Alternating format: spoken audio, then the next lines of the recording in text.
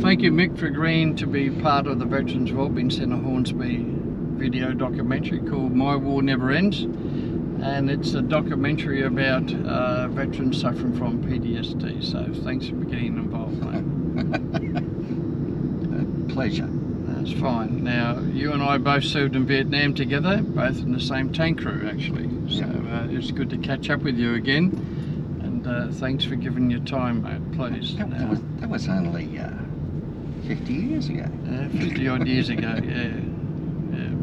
So the actual video that we're putting together, or the documentary, is about the 4 different veterans and their issues with PTSD and how they cope with it.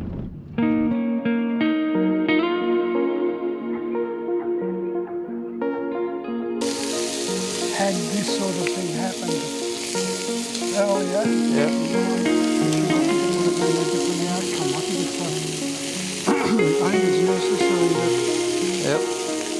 you talk about what it is rather than bottle it up. Ross, thanks for coming along today to join us at our video, the Veterans Wellbeing Centre video on My War Never Ends. Now, the idea of the videos is we're interviewing different veterans, Army, Navy, Air Force guys and ladies, to see how they've been travelling and their journey through life suffering from PTSD. So thanks again. And unusual setting, we're doing this in a caravan because I know you're into caravans. It's not your particular caravan, but I think you've had 3 caravans or something? Yeah. I've had for 25 years now. Yeah, so I thought it'd be less sterile than trying to sit in an office somewhere. So basically you're a Vietnam vet? I am. Okay. And infantry, because I can tell by your shirt, Yep. 9 RAR. Yeah, I was posted to 9 RAR in country. Okay, so tell me a little bit about you going to Vietnam. You're a national serviceman? I was called up in 1967 Yeah. and went into the basic training, and then I went to infantry training. Then I was posted to the reinforcement battalion. I was there for a while before flying over to Vietnam and being posted to 9 RAR. Okay, did you have a choice about going to infantry or not, or you just a numbers game? They said you had a choice to go to all, Yeah. but it didn't happen like that. It just didn't happen. But in fairness, I wasn't particularly worried about going to infantry. Yep. I didn't necessarily want to go to anywhere else, and I thought, if I'm getting called up, Yep. I may as well see what it's all about. All So right. I wasn't at all perturbed about going to infantry, and in the long run I think that was probably the best thing for me. Good. Because we were both very young at that time. I was 19, you were 20? Yep. Yeah, 20, because you're a national serviceman. Yep. And of course that would have disrupted your home life back in Australia, so you got called up, and I think you said you were in computers or something at one stage? Yeah, when I left school in 1965, I went into a computer job, working with a company that wanted to go on fully on computers, and we supplied all the things you need to run a computer, and they actually rented a computer for block time. All right, yeah. So we were using someone else's computer. They were worth millions and millions of dollars. And they would have been enormous compared to what we see today. Oh yeah, they took up an entire office block floor in York Street in the city. Did you have tapes on or cards to go in? We had magnetic tapes. There was 12 magnetic tape drives. There was no disc at all. There was no discs. There was card input. The actual programs that we ran were stored on binary cards because the memory in the computer wasn't big enough That's amazing, to hold the programs that we were running.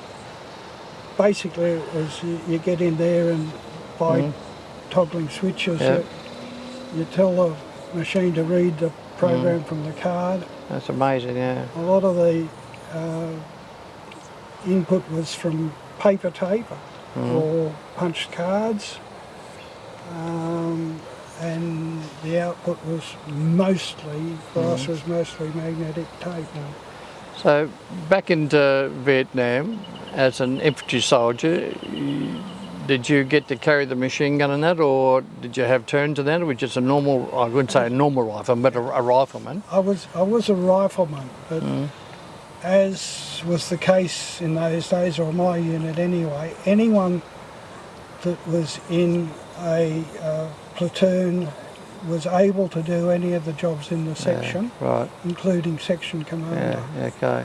So yeah, I did everything. I was forward scout, second. Yeah. We were very short-staffed, if you like. You're supposed to have 10 in a section. We probably never went above 6. Wow. So yeah, we never had a second scout. There was only one scout. There was a guy on the gun. There was a second for the gun. There was a couple of riflemen, and there was a section commander. And Do you think that was normal for some of the battalions? I mean, yeah, there was... I don't know, George, because our battalion was formed, and then within 12 months it was overseas in a war zone. A lot of the other battalions were more established. You're right, like 1RR and other people like that. Yeah, they seem to have people lining up to join them, and they did have more people in it. So you would say then that 9RA was then raised to go to Vietnam as another battalion to fight in Vietnam. All right, so I can understand why. Raised specifically to go to Vietnam, and it's the only battalion that ever did only one tour. Yeah. Because they pulled the plug while they were training for their second tour. Okay, because that rotation takes a couple of years to go through all the battalions. Yep. All right, so while you're over there, did you have any major conflicts that you're involved in, besides like day-to-day contact and things? But for example, in my time, I was involved in Operation Matilda, Operation Hemmersley, some of the larger contacts and shit fights. What about yourself? To my knowledge, there was no large conflict. We were a unit that fairly much went out on its own pretty much most of the time, and because of that, we were on our own, and a lot of the things we did were small. Like there was search and destroy. One particular incident where we were. There was only about 8 or 10 of us, and we were hit by, there was 2 large machine guns in it. So there was a lot of fire against us, which was a bit of a fright. But yeah, we basically just kept our head down and called in what sort of... So you would have gone out mainly on search and destroy missions and things to that, perhaps? Yeah, search and destroy, and we were really called out to a lot of different areas to support other groups. Right, yeah. We were called out to move to move some mobile artillery at one stage for the Americans, and we were often called on if there was something else happening and we had to move fast and get out to some other area. All right. Did you go, sorry to interrupt you, APCs or choppers to get APCs, choppers, and a lot of walking. A lot of walking. All right, so you've done your time in Vietnam and you come back. You did 12 months in tour? I didn't do the battalion did 12 months, but I was discharged from the army before I was 12 months in country. Okay, all right. My time in Vietnam was coming up. Okay, all right. So you're back in Australia now. I know we spoke about this a bit earlier when we were having a barbie, that the company you worked for had to give you back your job, your employment. Yes, the law said that you had to be able to take your job back when you finished. Problem was, I was in an industry that was moving very, very rapidly at that stage in the data processing area, what they call data processing there. And the person when I came back, the person I was working for was actually the guy I trained to take my job when I was called out. So you were kind of 2 years behind, really. I was 2 years behind, in an industry where that was pretty critical. And that just moved so fast. Okay, so you settled back in. Did you stay long in that role, or did you start looking for other work? I stayed another 12 months there because I told myself I've got to stay 12 months. Yep. And then I went to a different company. Okay, doing the same type of computer stuff, or? Very different machine computers. by then. Yeah. It was a very different machine. I went to a large company that had its own computer in-house, that it was running for 24 hours. And we did a rotating shift. Right. So the running all the time, continuously running. Yep. All right, so you settled in. When did you meet Leslie? Did you meet her before you went to Vietnam or after, with your darling wife? That was after I'd come back. All right, okay. Yep, it was probably 12 to 18 months after I came back. Did you know before you went to Vietnam? No. No. So just walking down the street one day and you're hit by this gorgeous woman that was walking towards you. I met her in a pub. Excellent. And you've been married ever since? Been married, it was a while before she actually forced me to tie the knot. We've been married, for nearly 50 years now. Well done. Okay, and she stuck with you through thick and thin? That was vitally important. Yeah. It was vitally important that I had the support when I was going through the tough times. Let's broach some of these tough times, because I know you and I meet socially outside when we do our men's table and our gym together, and I know I'm aware you had some difficulties throughout your life with PTSD. So was there any one particular time that you noticed that you started to have some issues?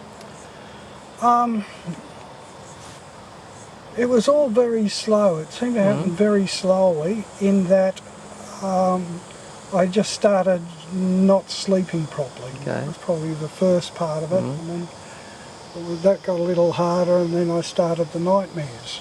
And So roughly how long since Vietnam? It was 25 years after Vietnam. Okay, so I've heard this before, where an incident or something just seems to trigger off PTSD.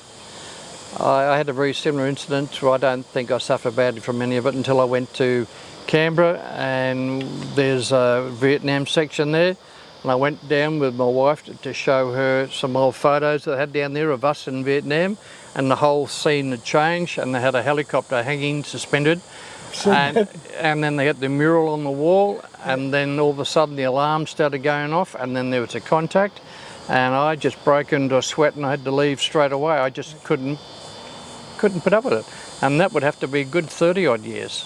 Yeah, that had the same impact with me, and a lot of the people in 902 say the same thing. One guy claims when that happened in the War Memorial, he hit the ground. Yeah, it was frightening because it was so real, and the helicopters obviously doesn't fly, but the lights are up and down, there's a mural on the wall, and there's a proper contact drill happening at the back. Or not a drill, a proper contact noise. There's a Huey helicopter noise. Yeah, a waka waka waka waka.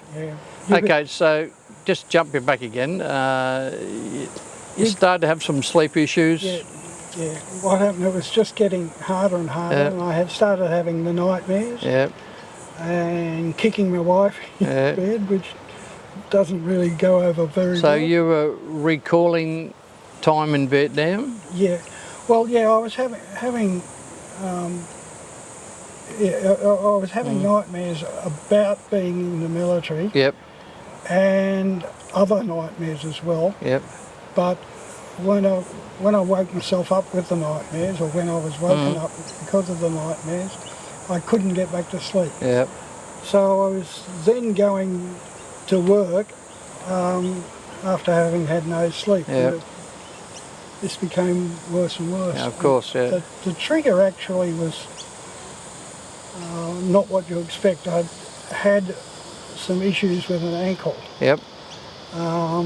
My ankle was starting to hurt, so that if I walked on it for more than a couple of kilometres, I'd be limping the next day. Was that from being in Vietnam at all, or Well, just? that's the thing. I went to DVA Yeah. and had them check it out, and they said, yes, there's a problem. What was the incident that caused it? Ah, yes. Yeah. And there was no incident Yeah. that caused Okay, it in the army. Yeah. And they said, and I don't know, what they were saying was that if I got it during training, I couldn't make a claim on DVA. But if I got it in Vietnam, Yeah. I could make a claim on Vietnam, on DVA, Okay. which is pretty bloody silly. It is. But it was, maybe it started during the training, and maybe it just got worse. Okay. Actually, Yeah. in Vietnam. Because But the thing I was, know it's difficult to try and get support a lot of times from DVA and claims in, because I know I had to go back and call up 28 years of medical documents, and when I got those I didn't realise how many times I had been to the RAP and things. You should forget about some of the incidents. well, I hadn't, because in Vietnam you don't go to the RAP. Exactly. They fly out a bandage or something like that. And Okay, what so happened with me is, as I went to Vietnam veterans with this ankle problem, and they said, no, you've been knocked back. Yeah. And I actually lost it then. There was anger, there was frustration, there was a whole lot of it, and I really lost it. And this guy at Vietnam veterans was just sitting there taking notes and ticking boxes on forms, things like that. And when I finished, I apologised, and he said, no, that's all right, can you explain that again to someone else for me? Yeah. I said, yeah. And I went to another guy and explained what it was, and I got worked up and irate and cranky at the lack of support from DVA. And he said, good, thank you, I'll send a report. And the report went back to Vietnam veterans that I had very bad PTSD. All right. And I didn't even know what it was. Of course, yeah. They said, oh, you've PTSD, do you suffer from depression? And I said, oh, I don't know. And they said, do you feel that? And yeah. Do you feel as though you're a burden to your family? Yeah. And they sort of diagnosed anger, depression as two of the symptoms I had from PTSD. Which is 25 or so years after service. 25 or years after service. Crazy. And that started with the sore ankle, and then just triggered by a sore ankle. Yeah.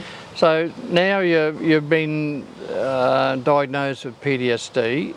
Was there any support mechanisms in place for you in those days? Once it was accepted that I had PTSD, I was able to get a lot of support, and I was very, very lucky actually, because they sent me to a psychiatrist who was an Indian fellow.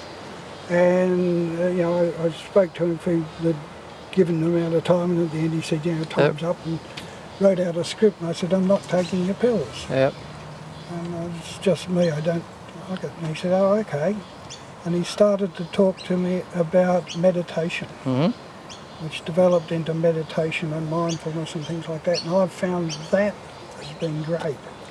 So, well, that's good, because not everybody can manage their PTSD in that way without turning to drugs. Because I know you've attended one of the mental health courses that our sub-branch was running. That was a couple of years ago, and that was kind of a well-being course. And I know you mentioned then about your ability to be able to use your mind and then control your PTSD, which I think is a great idea, but not everybody's capable of doing that. And I'm not capable of doing it all of the time. Oh, right. It still comes back occasionally, and I still get anger and frustration and depression, but I can work on it, and I think if you do your mindfulness exercises or meditation exercises, I believe, for me anyway, it works better than pills. Well, I think that's great. So just expand a little bit on how you do your mindfulness and that, because I'm sure there's others that will watch this video who would like to get off their pills that they take and are thinking, well, this guy must be crazy. How are you going to work all this out? But you obviously have a key to it. I started off quite a simple way, and I it's taught in meditation and mindfulness, counting my breath. And you don't have to count it accurately, you don't have to worry about that, just count your breaths. And then if you lose count, you start again somewhere between 50 and 100 or whatever. And you just, by counting your breath, you're learning to control your breathing. And what that's doing is it's giving you the power of the thought. Now, Yes. if you run a normal day, you get what a lot of the Buddhists and meditators call monkey mind, which means your mind is bouncing all over the place and bounces from branch to branch. And what you think about is controlled by your mind, not you. Exactly, yeah. And if you try this breathing technique or mindfulness and things like that, you then have control over what your mind thinks about. When you start to think about something dramatic, you say, okay, I accept that, now go back to counting the breathing. These days I don't count my breaths, I don't have to. I can just sort of think about something that is about me. You can feel, just imagine you were swimming down your arm, and going down and into the fingertips and swimming back up and going down and checking out your body down to your toes. And that gives you, it gives you an idea of what your body is. And your subconscious mind isn't interrupting all the time. Exactly. And telling you to think about that or worry about this or do that. So what do you call it before? Monkey mind. Monkey mind. And monkey mind. No, It jumps around all over the I think place. you're right there. Many a night when just normal, when you've had a busy day, trying to relax.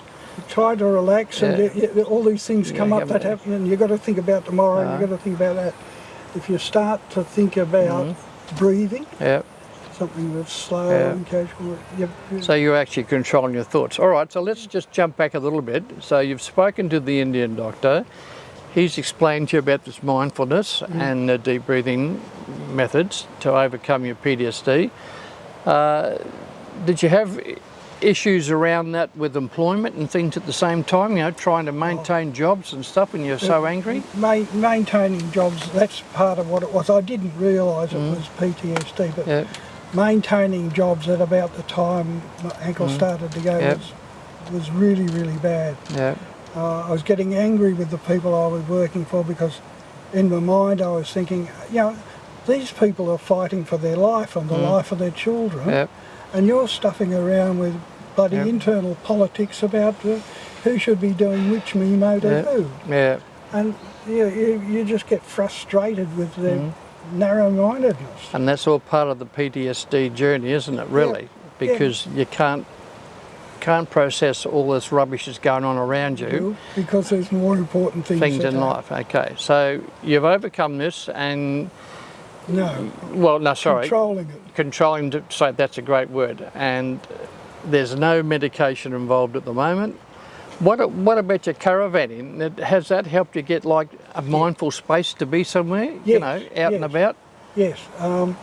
What you do is you go out and then you pick a town, what I do anyway, go out and pick a town and book the caravan in for 2, 3, 4, 5 nights, and then you might stay there.